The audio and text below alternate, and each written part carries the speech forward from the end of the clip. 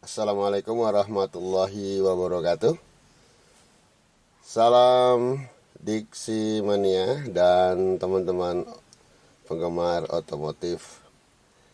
Pada kesempatan kali ini kita mengharapkan semua dalam keadaan sehat selalu, walaupun saat ini Indonesia sedang dilanda oleh pandemi COVID-19 yang telah banyak merenggut nyawa para teman-teman kita semua. Semoga teman-teman yang telah mendahului kita mendapatkan tempat yang terbaik di sisi Allah Subhanahu wa taala. Dan bagi kita yang ditinggalkan juga tetap tabah menghadapinya dan tetap dalam koridor menjaga protokol kesehatan.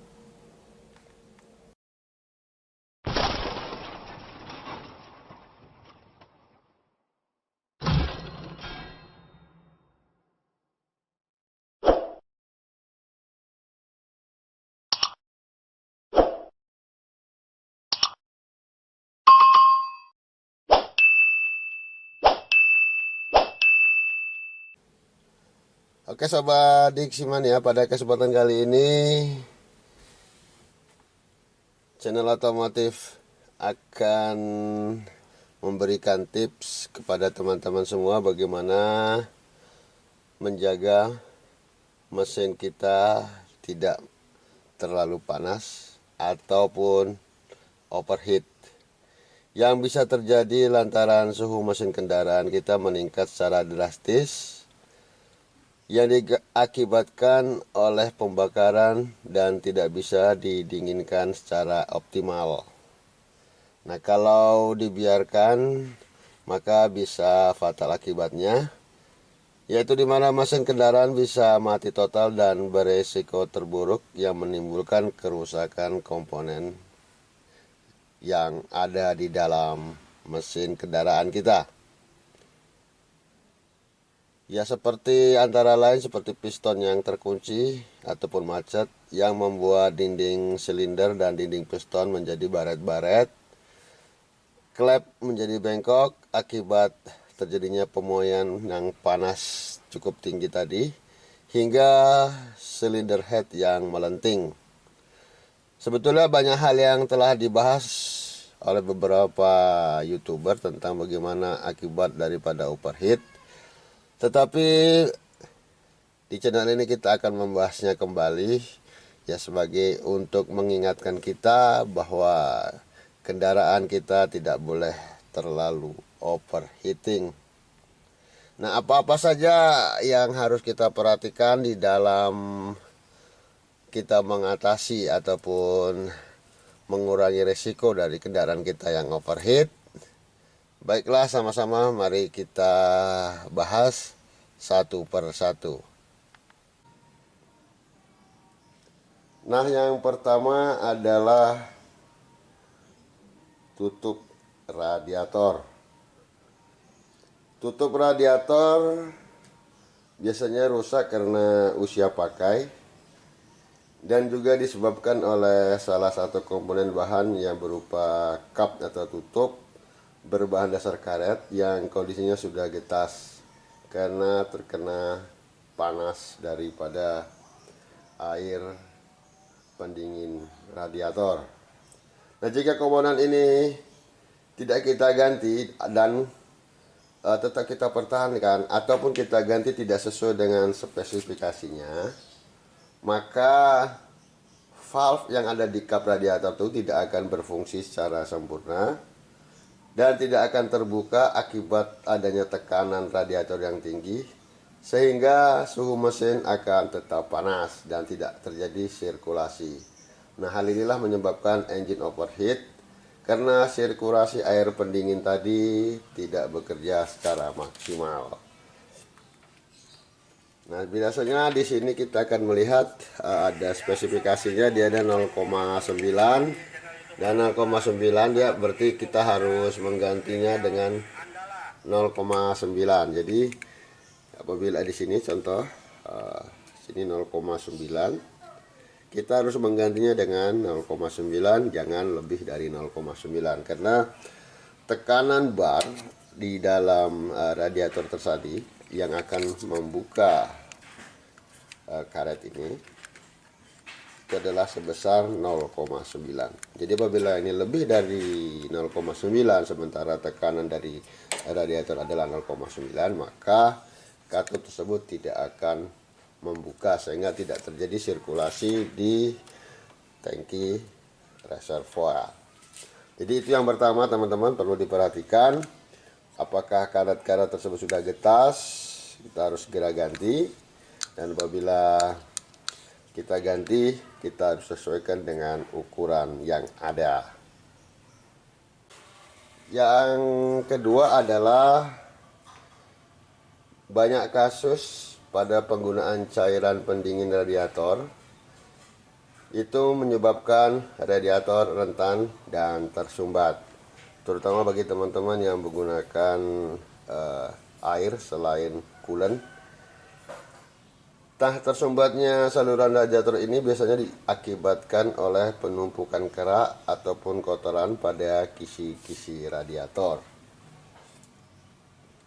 Nah, kerak yang menumpuk tadi akan muncul lantaran terjadinya korosi pada komponen berbahan logam di dalam saluran radiator. Sehingga hindarilah menggunakan air biasa untuk radiator karena efeknya tidak langsung menimbulkan kerak-karat, tetapi lama-kelamaan akan menimbulkan karat.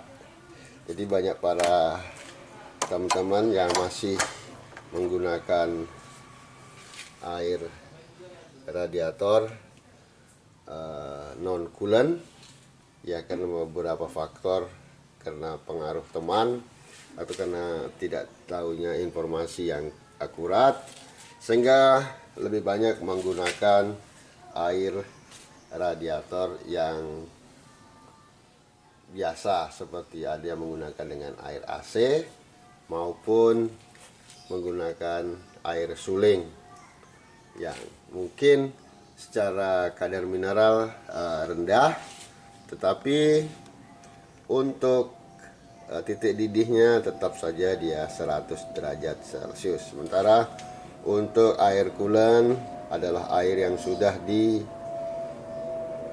diberikan formula khusus sehingga air tersebut dapat dipergunakan sebagai air pendingin yang titik didihnya lebih dari 100 derajat Celcius ataupun sekitar 120 derajat Celcius.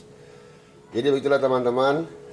Yang kedua adalah tersumbatnya saluran pada kisi-kisi radiator akibat penggunaan air pendingin yang tidak dianjurkan.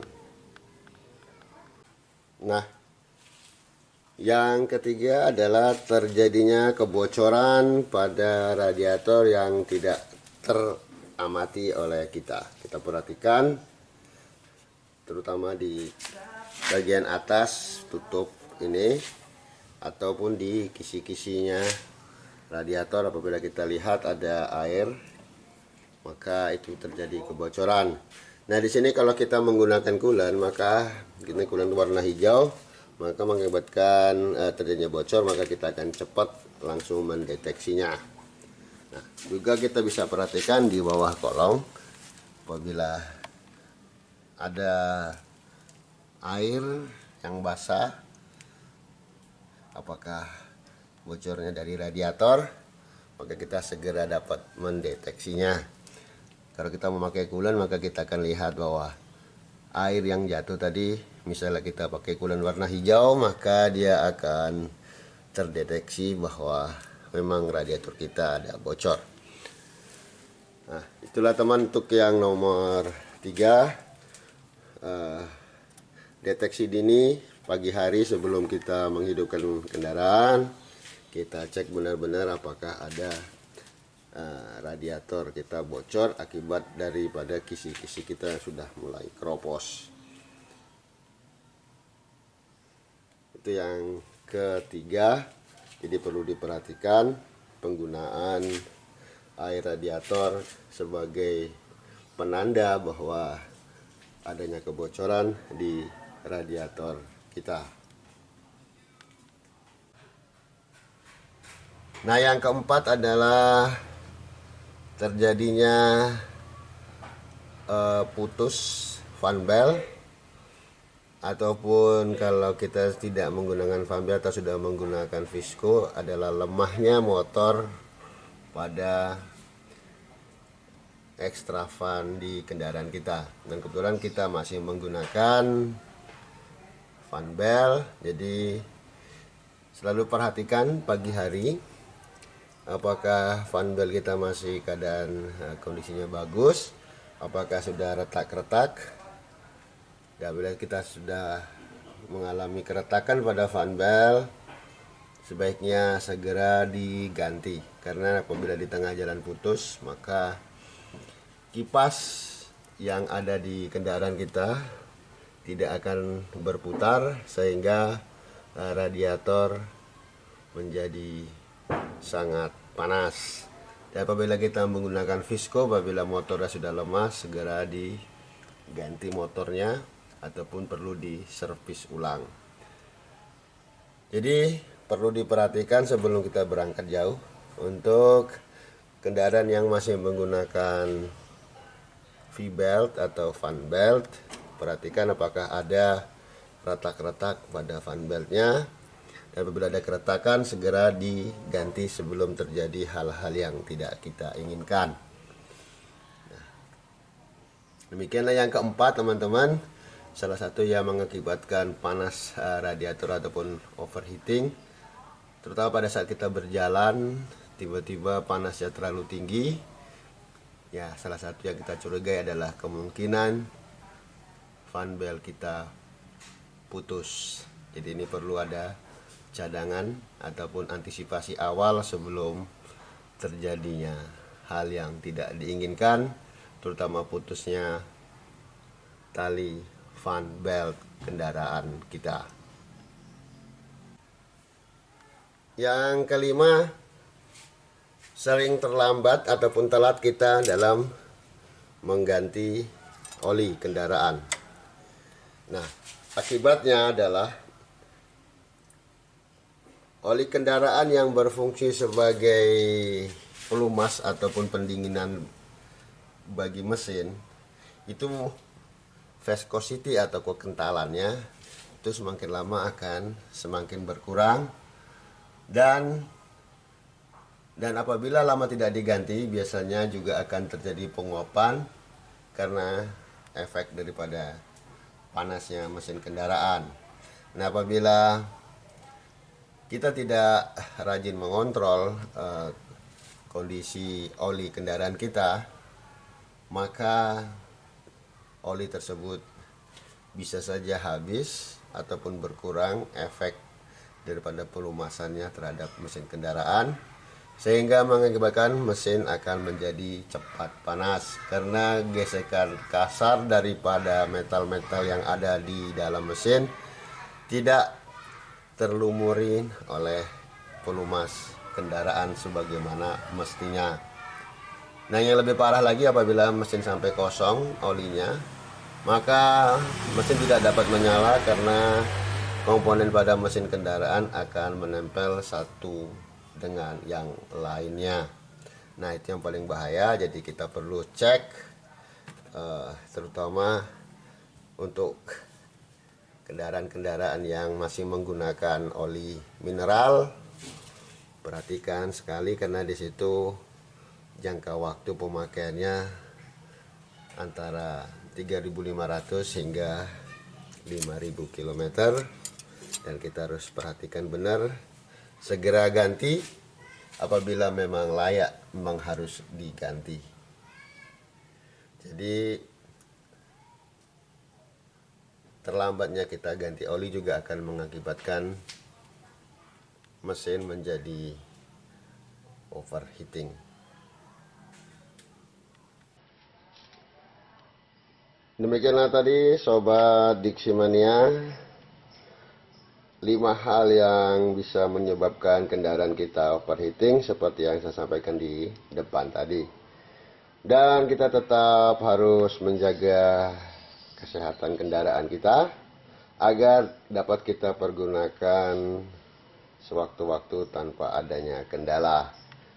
Dan juga perlu diperhatikan kesehatan kita karena di masa pandemi COVID-19 ini,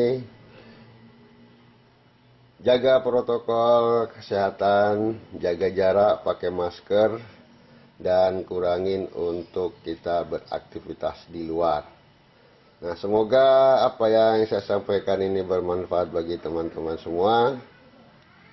Wassalamualaikum warahmatullahi wabarakatuh.